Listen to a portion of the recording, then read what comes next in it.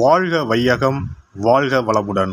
அனைத்து உறவுகளுக்கும் இனிய வணக்கம். 2025ஆம் ஆண்டு மார்ச் மாதம் நடைபெறவுள்ள சனி பெயர்ச்சியால் எந்தெந்த ராசிக்காரர்களுக்கு 7.5 சனி, அஷ்டம சனி, கண்டக சனி, அர்த்தாஷ்டம சனி நடைபெறப் போகிறது. இதனால் மேசம் முதல் மீனம் வரை 12 ராசிகளுக்கு 2025இல் எப்படி இருக்கும் என்பதனை பற்றி விரிவாக காண்போம். நீண்ட நாட்களாக தனது கும்பராசியில் அமர்ந்திருந்த சனி பகவான் தற்போது கும்பராசியில் இருந்து வெளியேறி குரு பகவானின் ஆதிக்கத்தில் உள்ள மீனராசியில் பிரவேசிக்க உள்ளார். திருக்கணித பஞ்சாங்கத்தின்படி 2025ஆம் ஆண்டு மார்ச் மாதம் 29ஆம் தேதி இரவு 9:44 கும்பராசியில் உள்ள புரட்டாதி நட்சத்திரம் 3ஆம் பாதத்தில் இருந்து மீனராசியில் உள்ள புரட்டாதி நட்சத்திரம் 4ஆம் பாதத்திற்கு பெயர்ச்சியாக உள்ளார். முதலில் நாம் காண இருப்பது 7.5 சனி.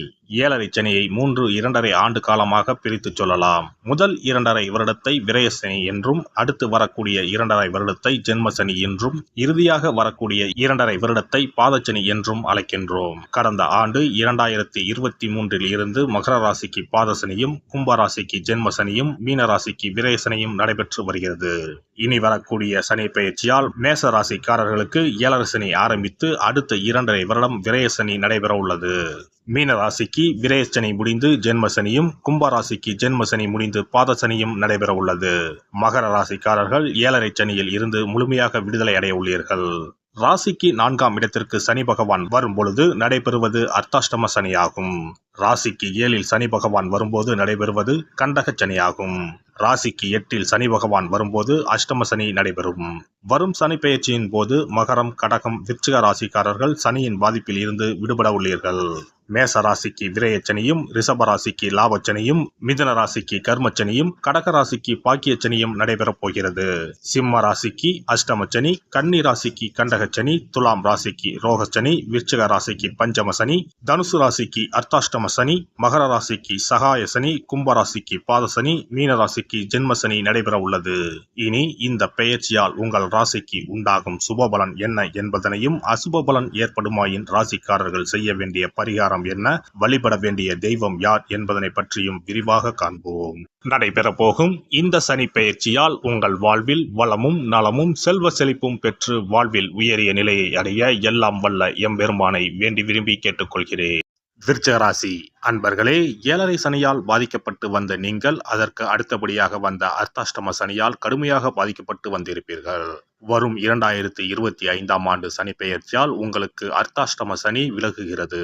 அடுத்த 2.5 ஆண்டுகளுக்கு நல்ல பலன்களை வாரி வழங்கப் போகிறார் சனி பகவான். அந்த வகையில் என்னென்ன நற்பலன்களை சனி பகவான் அள்ளித்தரப் போகிறார், எதில் கவனமாக இருக்க வேண்டும் என தெரிந்து கொள்ளலாம். விருச்சிக ராசிக்காரர்களின் ராசி அதிபதி செவ்வாய் பகவான். செவ்வாய் என்பது போர்க்காரகன், இரத்தக்காரகன், நிலமகன் என்று அழைக்கப்படுகிறது. இந்த ராசி அதிபதி செவ்வாய் ராசிக்கு 6ஆம் வீட்டுக்கும் அதிபதியாக வருகிறார். பொதுவாக விருச்சிக ராசிக்காரர்களைப் போல யாரும் யோகம் செய்தவர்கள் இல்லை. அதே சமயம் பிரச்சனைகளை சந்திப்பவர்களும் யாரும் இல்லை என்று சொல்லலாம். இவர்களுடைய பலவிதமான பிரச்சனைகளுக்கு இவர்களே மூல காரணம் என்றே சொல்லலாம். ராசி அதிபதியே 6ஆம் வீட்டுக்கும் அதிபதியாக வருவதால் இவர்களுக்கு ஏற்படும் நோய், வழக்கு, எதிரி ஆகியவற்றிற்கு காரணமாக இவர்களே அமைவார்கள். இவர்களுடைய எதிரிகளை இவர்களே உருவாக்குவார்கள். பின்னர் அவர்களை மெதுவாக வெற்றி அடைவார்கள். இதற்கு முன்பு 7.5 சனியில் இருந்தபோது ஏராளமான பிரச்சனைகளை சந்தித்து இருப்பார்கள். 7.5 சனி முடிந்த உடனேயே அர்த்தாஷ்டம சனி தொடங்கியது. இப்போது இவர்களுக்கு அர்த்தாஷ்டம சனி நடந்து கொண்டிருக்கிறது. ராசிக்கு குரு பார்வை கிடைத்ததால் உங்களுடைய விஷயங்கள் ஏதோ நடந்து கொண்டிருக்கும். ஆனால் கைகளுக்கு எந்த பலன்களும் வந்திருக்காது. சனி பகவான் 6ஆம் வீடு, 10ஆம் வீடு, ஜென்ம ராசியை பார்ப்பதால் ஜான் ஏறினால் முலம் சறுக்கும். இவர்கள் இடம், வீடு, வாகனம் தொடர்பான சொல்லிக்கொள்ள முடியாத பிரச்சனைகளை சந்தித்திருப்பார்கள். விருச்சிக ராசிக்காரர்கள் 2025 சனி பெயர்ச்சியால் அர்த்தாஷ்டம சனி பூர்ணமாக விலகுகிறது. இதனால் குழந்தைகள், வீடு, வாகனம், தாய் தொடர்பான விஷயங்கள், ஆடம்பரம் போன்ற அனைத்து விஷயங்களிலும் இவர்களுக்கு ஏற்றம் இல்லை என்றாலும் எந்த ஒரு இறங்கு முகமும் இருக்காது. அடுத்த 2.5 ஆண்டுகள் சுப பலன்கள் உண்டாகும். சனி பகவான் 11ஆம் வீட்டை பார்ப்பதால் லாபம் உண்டாகும். வெளிநாட்டு தொடர்பில் அனுகூலமான பலன்கள் கிடைக்கும். சனி குருவின் நட்சத்திரத்தில் பயணிப்பதால் தனஸ்தானத்தில் பிராப்தம் ஏற்படும். கடன்கள் அனைத்தும் அடைபடும். லாபம் அதிகரிக்கும். நிலம், வீடு வாங்க வாய்ப்புள்ளது. முதலீடு செய்ய தொடங்குவீர்கள். கணவன் மனைவிக்கு இடையே சண்டை சச்சரவுகள் வருவதை தடுக்க வேண்டும். உங்களுடைய ஜாதகத்துக்கு அனுகூலமான பலன்கள் 5ஆம் இடத்தில் சனி பகவான் அமர்ந்து கொடுக்க உள்ளார். சத்ரு தொல்லை, எதிரி தொல்லை, நோய் போன்ற பிரச்சனைகளில் இருந்து விடுபடலாம். குழந்தைகள் விஷயத்தில் மட்டும் சற்று கவனமாக இருக்க வேண்டும். முதலீடு தொடர்பான விஷயங்களில் கவனமாக இருக்க வேண்டும். குரு பகவான் அஷ்டமத்தில் மறைகிறார். 4ஆம் இடத்தில் ராகு இருந்தாலும் குரு பார்வையில் இருக்கிறார். குறிப்பாக கடன் கொடுப்பது, முதலீடு சம்பந்தப்பட்ட விஷயங்களில் கூடுதல் கவனத்துடன் இருக்க வேண்டும். மாணவர்களை பொறுத்தவரை கல்வியில் கூடுதல் கவனம் ஏற்படும். புதிய முயற்சிகள், தொழில்நுட்பத்துறை, சட்டத்துறை, தகவல் தொடர்பு துறை போன்ற துறைகளில் இருப்பவர்களுக்கு நல்ல அபிவிருத்தியான காலகட்டமாக இது அமையும். விருச்சிக ராசி பெண்களுக்கு ராசி அதிபதி செவ்வாய் அஷ்டமத்தில் மறைகிறது. செவ்வாய் என்பது கணவனை குறிக்கும். அதனால் உடல்நிலை, கணவர் சம்பந்தப்பட்ட விஷயங்களில் கூடுதல் கவனம் செலுத்த வேண்டும். விருச்சிக ராசிக்காரர்கள் மனதில் பட்டதை பேசுவார்கள். யாரிடம் பேசினாலும் கவனமாக பேசுவது நல்லது. செவ்வாய் என்பவர் தொடக்கத்தில் 9ஆம் வீட்டில் நீச்சம் என்பதால் தந்தையின் உடல்நலத்திலும் கவனம் வேண்டும். ராசியாதிபதி செவ்வாய் பகவான் என்பதால் பொதுவாக இவர்களுக்கு முருக வழிபாடு மற்றும் குரு வழிபாடு கை கொடுக்கும். சனி பகவானுக்கு பிரத்யேக வழிபாடு தேவையில்லை. சிறப்பு பரிகாரம். நவ கிரகங்களில் சனி பகவான் நீதி தவறாதவர். அவரவர் கர்ம வினைகளுக்கு உரிய பலனை தவறாமல் வழங்குபவர். பொதுவாக சனி பெயர்ச்சி என்றாலே எல்லோரும் பயப்படுவார்கள். அப்படி பயப்பட வேண்டிய அவசியமே இல்லை. சனி பகவானால் பாதிப்புகள் ஏற்படும் பட்சத்தில் பாதிப்பில் இருந்து விடுபட பல எளிய பரிகாரங்கள் உள்ளன. ஒரு கைப்பிடி பச்சரிசியை எடுத்துக்கொண்டு அதை நன்றாக பொடி செய்து கொள்ள வேண்டும். பிறகு சூரியனை வழிபட வேண்டும்.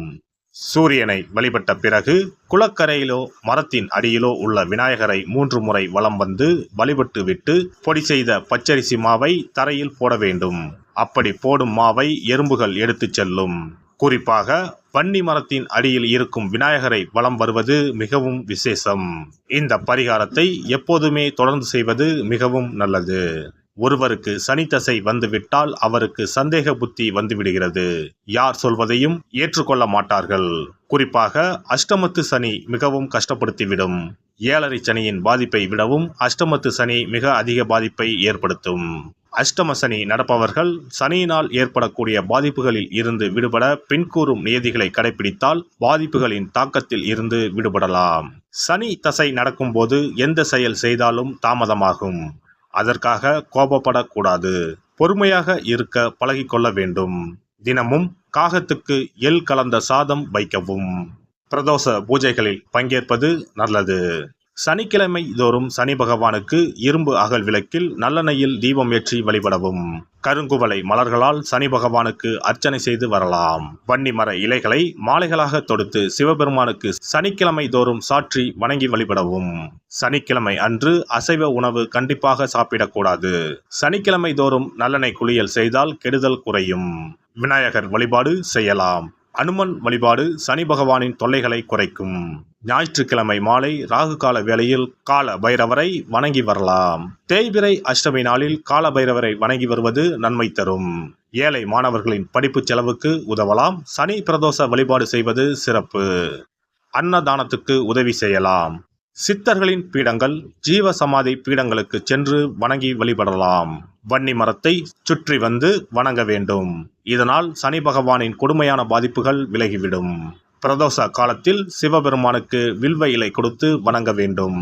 தினமும் ராமநாமம் ஜபித்து வந்தால் சனி பகவானின் தொல்லையிலிருந்து தப்பிக்கலாம்.